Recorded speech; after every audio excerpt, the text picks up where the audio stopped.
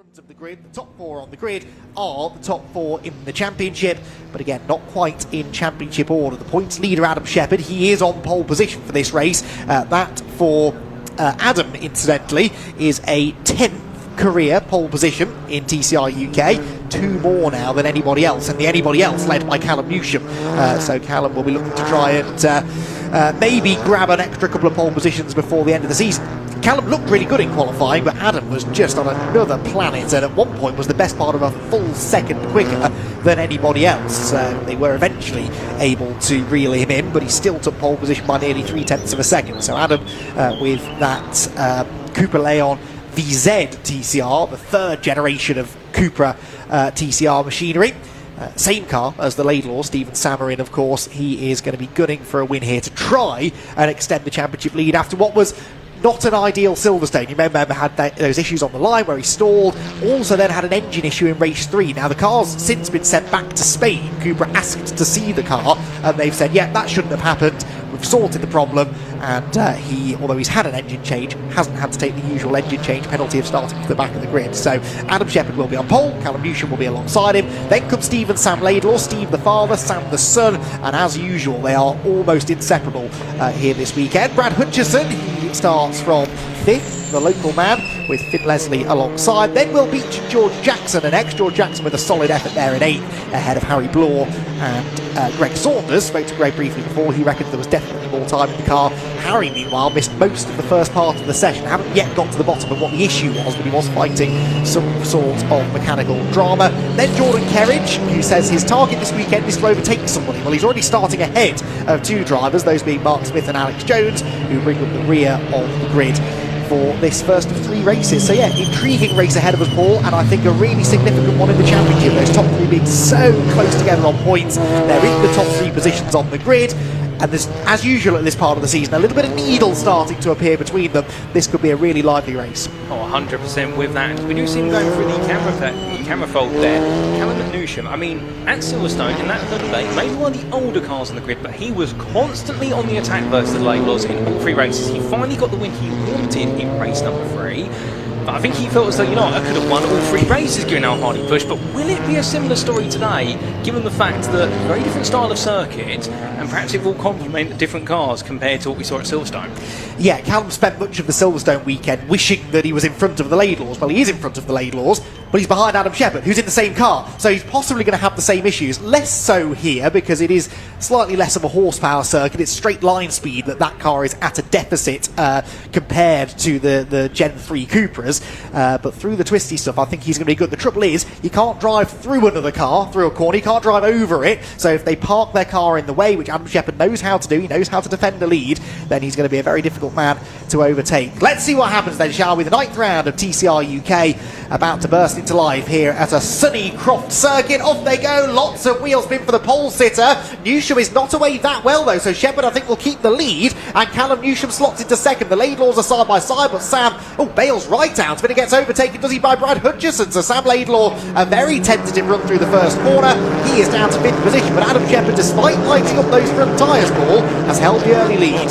Indeed, he's held on to it, but what a move from Brad Hutchinson to dive up the inside there, saw the door was open, and that one member of the Laidlaw flame was take it cautious and immediately just went on the attack as everyone's made it through the opening corner complex. Now down into tail they come, and Will Newsham immediately now starting to build up a bit of speed as that's side by side there. And was that going to be a move? May we'll have to wait and see. It's Finn Leslie there on the outside. Can he hold on? It will be too wide, and well, he doesn't want to give up those plays. He wants to hold on, but something tells me that right now Beach has got to prove some points to prove otherwise. They go too wide through the Jim Clark S's, and well, I think they did finally settle the differences, although I didn't quite see who settled them. I think it was Finn Leslie ahead. Yes, it was Finn Leslie in the Powermax Racing Hyundai. So Finn Leslie picks up an extra position. That's 6th place now then to the youngster, and still Will Beach in 7th. So he only lost the 1 position despite being on the outside line into the Jim Clark S. There's not a lot of separation between these leading 3 though, is there? And this is sort of what we expected based on the relatively tight qualifying session earlier on. Shepherd holding on to the lead but not getting away, and I think we're already seeing, Paul, a repeat of that dilemma that Newsham had at Silverstone. He does look quicker through the corners, but that Cupra gets off the tight corners really well. That's pivotal here at Croft. Lots of low speed traction zones, and it's got good top end speed at the end of the straight, so it's going to be another head scratcher this for Newsham. if he's going to collect a race win. Oh, indeed, and as he makes his way into his second lap, the only thing you can really think about at the moment is do what he did at Silverstone, just keep putting the pressure onto Adam Shepherd. The one upside of this, of course, is this is only the second race weekend for Adam Shepherd in that Cupra, so therefore he perhaps doesn't have as much comfort or knowledge in the car compared to his rivals, particularly the Laidlaws, and we saw that materialise at Silverstone National only a month ago, where he just didn't quite feel comfortable in the car until race number 3. That's where it really came alive, and that's one thing that Newsham can try to apply in this situation in terms of the fact that right now Shepherd's still getting to grips with the car. He'll be... Oh, goodness me, that is a big slide there. And how on earth did he manage to stop that from going around? Well, I don't know, but I can tell you one thing. If that guy doesn't play cricket right now, he'll definitely be fielding a good catch on the car there. And what I'm trying to understand, was that Laidlaw going It was around? Steve Laidlaw, yes, and he's off again now down at Sunny. Steve Laidlaw off the road. There must be drama then with Steve Laidlaw's car. Through has gone Sam Laidlaw, through goes Finn Leslie, and Steve Laidlaw may be bringing that car to the attention of the area motorsport crew. That was a huge save. Remember, his son Sam had one of those at Donington Park at the British GT round a few months ago. This one was an even bigger slide. However, I fear it may be being caused by some sort of mechanical drama. So Steve Laidlaw then perhaps destined for the pit lane. That takes all of the pressure now off Callum Newsham in second position. He can focus entirely on challenging for the lead. But Steve Laidlaw then, well, not yet out of the race, but certainly will be catching his breath and trying to feel out the car to work out what went wrong. Oh, goodness me, what a moment that was indeed. It's made me have to catch my breath, given how crazy it was. But as all the drivers roar the way around here, well, still more to come from our leaders, but all heading upwards now towards the next few corners, and anything can happen before it's all said and done. But as our drivers make the way in towards the next lap, we're looking further on down that running order. We do see there quite close running between Beach, Jackson and Saunders. Albeit I do believe we now have Beach under a bit of pressure there, as that's going to be the 34 of Saunders. Well, in fact, that's up the inside of Jackson, coming around through the corner.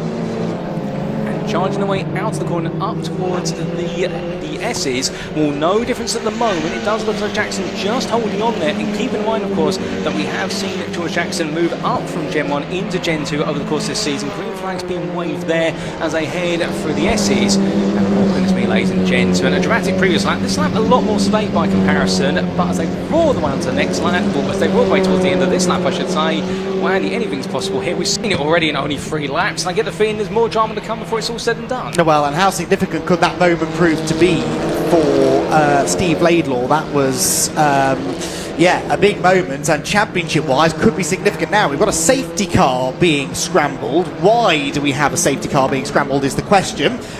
Steve Laidlaw, I can tell you, pitted and has since rejoined the circuit. So Steve Laidlaw is still in the race, unless he has stopped at the side of the road. I'm not entirely sure, but the safety car being scrambled, then the race being neutralised, and that means that the whole field will bunch together. Sam Laidlaw, well, Brad Hutchison it is, in third position, will close in on the leading 2. Who have we lost then becomes the question. Well, I can't immediately tell, to be completely honest with you. Steve Laidlaw has got out there, but I believe might be a lap down. But everybody else appears to be largely present and correct. So it's Adam Shepherd the leader, Callum Newsham second, Brad Hutchison third, Sam Laidlaw fourth and Finn Leslie fifth. Then Will Beach, George Jackson, Greg Saunders, Jordan Kerridge is ninth, so he's achieved his goal of overtaking a couple of people before the race is done. And then it's Mark Smith, Harry Blaw and Alex Jones at the back of the field. So there's debris on the road. The tyre stack, that's what it is. Look, the tyre stack's on the wrong side of the road at the Jim Clark S's. Now, did Steve Laidlaw catch the tyre stack and that lead to the slide? And would explain, I suppose, why he went off at the next corner. It could have damaged something on the car, but that tyre stack is a long way away from where it should be, which means it's had a fairly significant hit. Oh, indeed, and well, understandably, that's why the safety car's out there to make sure everything's restored to the position it should be in. But goodness me, if only we could, well, if we were flying on the wall there, if we could see an onboard as to what exactly happened to Steve Laidlaw there, because I think you're right, he's probably made contact with the tyre stack, sent it flying, and well, that would understandably explain why we saw so much smoke going up, and indeed, it's almost as if he disappeared, then reappeared at very short notice in a car that with a big bruising on those lines. Well, Steve Laidlaw is back out on circuit, like you say, as they complete another lap off camera, but thankfully, due to the power of TSL, not mind readers here, thanks to all the data that we are fed, we do know he's out there at the moment on the back of the field, albeit it does mean now he's got to fight his way all the way through the running order, and that is going to be a bit of a pain there, given he's come into this weekend second in the championship. Now he's going to try and dig deep here to get some points, because there are some scores to be considered towards the end of the season, those drop scores, but of course you don't want to rely on those until you absolutely have to, as there we do have, that's the safety car just picking up the field now. So it looks like Air 1 being brought together here, but goodness me, ladies and gentlemen, what a moment there, and well, credit where it's due to Steve Laidlaw, I think, in the fact he caught the car, got it back in, he's got it back out there now, and well, we get to see him do some more racing as the field probably isn't too far away from going racing again. Now, I'm reliably informed that Steve Laidlaw did not hit the tyres. So his car, the tyre stack was still in position after his slide. So it's somebody else who has collected it. This is the replay then. So these are the leaders. Shepherd comes through. That was Steve Laidlaw. So he got a wheel on the grass turning into the Jim Clark S. As you can see, he's well clear of the tyre stack. Saves the car. I wonder whether maybe in the smoke someone else has been unsighted. The next two cars come through with no obvious damage. That's Hutchison and Sam Laidlaw. Leslie seems okay, and then Steve arrives at the next corner with another huge slide, but he's probably got dirt on the tyres. Massively will have overheated the tyres with that first slide, and goes straight off again down at Sunny Inn. So something odd going on with his car, but it was not, as far as I can tell, Paul, tyre stack related.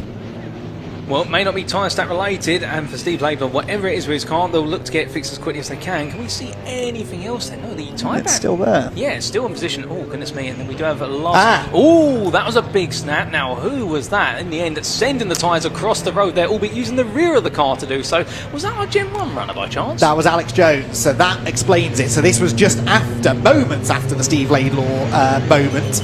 And Alex Jones has, was the corner and had lost it on the way in. Similar, really, to what happened to Steve Laidlaw, except Alex wasn't quite able to catch the car. He's still going, though, and there he is. Look, he's done some damage to the back of the car. The rear bumper is missing, but they build those VW Golf Gen 1 cars strong, and he's still in the race. Indeed, you'll be happy about that being the race, albeit a bit of a hairy moment there, no doubt about it. But as the field now builds up the pace here, well, I think we're not too far away from some more green flag racing action there as we see all the drivers make the way off into the sunset or into the complex. And well, here they go then, and as they do, we are back underway racing. Indeed we are, so Adam Shepherd gets the race back underway. Just want to quickly point out, Steve Laidlaw is still on the lead lap, interestingly. So here he comes, look, Steve Laidlaw at the back of the queue. That safety car could have saved his race if the car is okay. I'm sure the Area Motorsport have checked it over when it was in the pit lane. He should be able to start making some progress. And again, what you can achieve on a race where things haven't quite gone to plan can often be championship defining. So Steve Laidlaw will be desperate now to try and minimise the damage being done by the likes of Shepherd Newsham and his son Sam, who are at the front of the field. They drop down then through Tower Corner once again. This is the 6th time of asking, and Adam Shepherd already with a reasonably comfortable lead. That was a very strong restart. Well, indeed, a brilliant restart there from Adam Shepherd. You can see Newsham just not getting switched on immediately there, albeit the gap to Newsham and Hutchinson quite similar. Understandably, I think Hutchinson at this point, he's not going to be complaining because he's running in third and he's going to be enjoying one of his best races of the season so far as Brad Hutchinson. Further back, however, noticing the 5% of Jackson and Saunders. That's coming back once again, and well, Saunders definitely on the attack here. I don't know what it is he's had between the qualifying and the pace, but he's finding a lot of pace as the field all comes into the complex here. We can start to see that top 6 clearing off into distance, and in the fight for 7th, just at the rear of the picture there, Jackson under big pressure, but still half the race distance to go. The sun's out. I can imagine those front tyres now, they're going to be warming up quite quickly. Indeed, so Goodyear make a very good tyre, and it's more than capable of doing the distance, even in these temperatures. Spoke to a couple of drivers about that over the lunch break earlier on when the temperature was starting to climb. They weren't overly concerned. Side-by-side battle here, and this is Mark Smith, was it, up alongside as they went towards the first corner at Clover. I think it was Mark Smith battling maybe with Jordan Kerridge over ninth position. And we'll see whether it was Cooper or Audi that came out on top on that battle in a moment or two's time.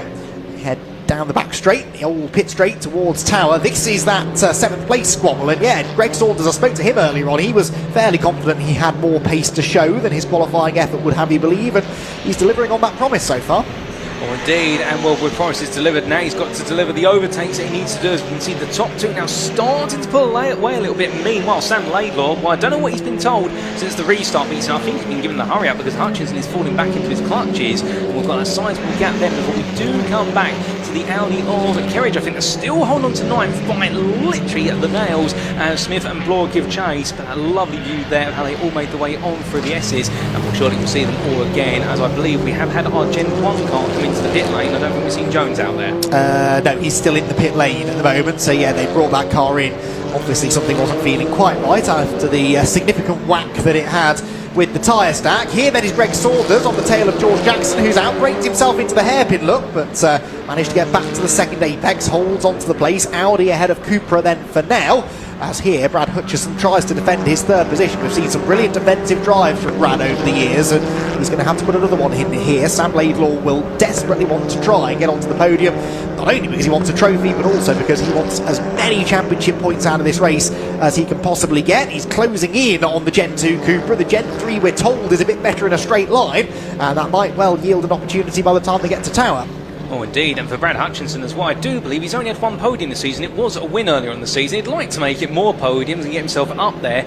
But as our fight goes on here between our two drivers heading through Tower Bend, we can see that Audi not as comfortable in the corners, but on the straights it can absolutely fly. And well, here comes Steve Laidlaw up the inside. They're making another move already. That is on Smith, and well, it's still too wide there, heading in towards the S's. And who's going to come on top of that? Oh, contact. That was contact. Oh, and around goes Smith. That was a scary place to make contact. Where is Steve Laidlaw? There is Laidlaw. He's off again. This has been an absolute disaster for Steve Laidlaw, who put in one of the best weekends in championship history at Silverstone last time out. And this just goes to show you can't rest on your laurels. Things can go wrong. And if they go wrong once, they can go wrong again. And he's got to be careful not to let this snowball now. I'm not saying that was his mistake. We didn't really see what happened. But so often you see a championship frontrunner, they have a mistake, they have an issue at the start of the race, and then they're driving so hard to try and get round that and try and bounce back from that it just keeps on going worse and worse. So hopefully he can still keep going, first and foremost. Hopefully that's not done any damage, and if he can still pick up a decent result. But that's, yeah, scary place to be making contact. Oh, 100%. And like you say, when you're that far down, it almost becomes in the end, you start to overdrive the car. You start to essentially put yourself in places you wouldn't normally do, because you start to have the red mist drop on you to a degree. And well, seeing that from Steve Laidlaw, as meanwhile, it looks like there's a bit of weight reduction in progress of Brad Hutchinson's car. The front left wheel arch is starting to peel away a little bit. There'll be a little bit of body work there. Hopefully that dislodges itself where it stays nice and tucked in. But as they charged away onwards then towards the second half of this lap, well, you can tell right now Sam Laidlaw 4 attempts at the start lap, getting closer and well rolling on through sunny in to sunny out. We've also got starting to close up behind there. I believe that's Finn Leslie just closing that gap down a little bit over the last couple of laps. In fact, last lap he was 4 attempts a second faster than Hutchinson, but not quite as fast as Sam Laidlaw. So I think it could be a fight for third, where if Hutchinson can keep Sam Laidlaw behind, will suddenly get an extra actor into this one, and Finn Leslie might be seeing himself an opportunity here of potentially snag third off of both of them. Yeah, Finn's going nicely, isn't he? And you're absolutely right. As Sam Laidlaw starts to apply more pressure to Brad Hutchison, there's a chance that Hyundai could get ever closer to them. This has very much been the Finn Leslie way, really, all season, particularly the first few rounds of the year. He would just sort of keep his car out of trouble, not get too stuck into the door handle to door handle battling on track, and just make sure he was there in one piece at the end. 9 times out of 10 he seemed to inherit a decent result. In fact, had a podium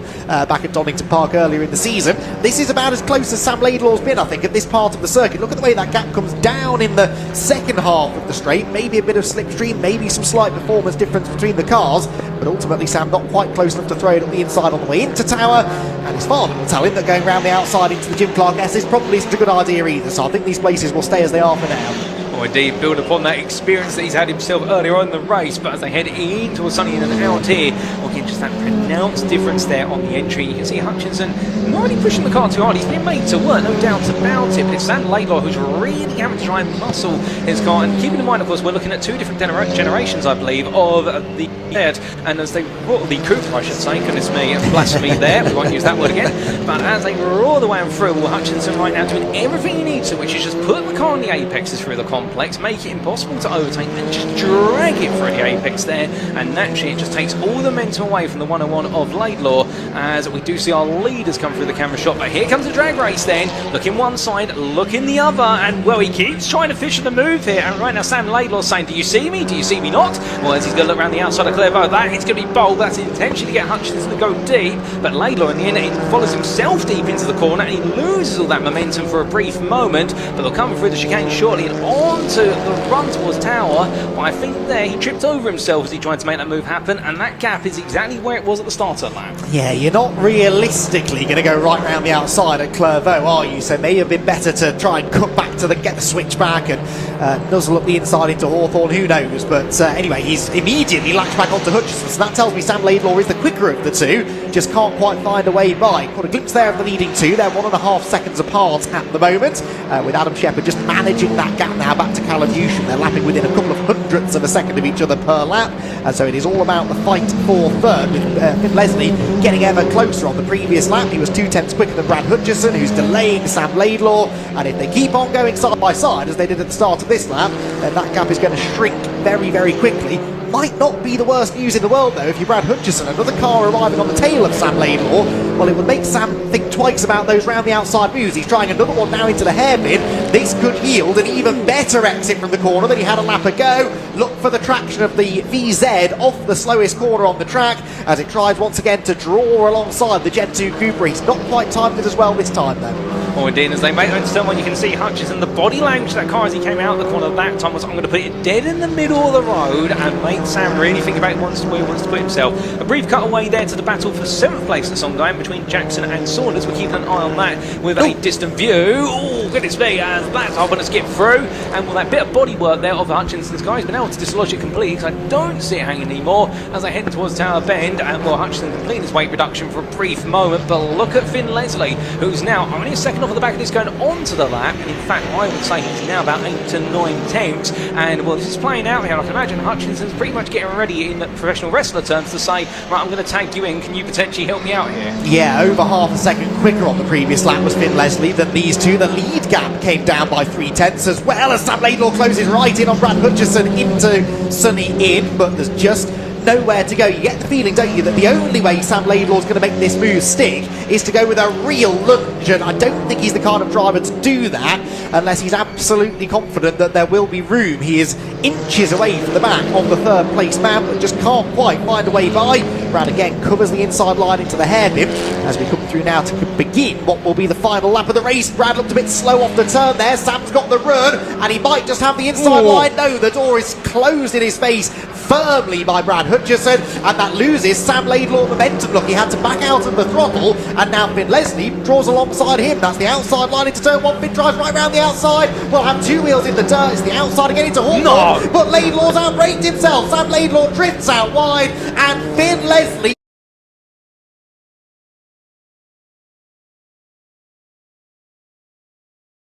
he steals fourth position on the beginning of the final lap. What a move then. If there's ever been a final example of daylight robbery, we're seeing it, but meanwhile, whilst all this is happening as well, a newsflash at the very front of the field, the gap between Shepherd and Newsham has come all the way down to a second and seems to be closing, so we are also cognizant of that. But the fight for third right now, where it is Brad Hutchison who holds on to third, but Finn Leslie, well, we're really going for one of the moves of the day so far. I'm sure more are going to come. That's going to be a hard one to top, and Sam Laidlaw right now, well, he'll be absolutely pushing hard, as we do see our leaders briefly cutting through the camera there. Their gap is coming down more and more. In fact, that looks almost half a second, if that. This top five absolutely proving unpredictable, as it always does in TCR UK. And here's your leaders, Andy. I mean, there's nothing between them. Oh, if this race had had another lap in it, Callum Newsham may have been able to steal it, but as it is, the checkered flag is waiting, and Adam Shepherd, if he gets out of the final corner well enough, is going to come home to claim yet another race victory. Adam Shepherd then to the line, will cross the line for win number 9 in the championship. He has the same number of wins now as Callum Newsham. They're tied for second on the all-time wins list. It's been a fascinating battle between the two over the year, and it's Shepherd by 6/10 this time who comes out on top. Then Newsham and Hutchison on the podium, with Finn Leslie fourth after the move of the race, definitely. The way that he managed to outfox Sam Laidlaw. I said earlier on, you're not going to go around the outside of someone at Clairvaux, but if you can stay there, it forces them onto a tight line into Hawthorne, and Sam just couldn't get the car stopped. So Finn Leslie really showing some brilliant racecraft beyond his years there. Finn is only in his, I think, third season.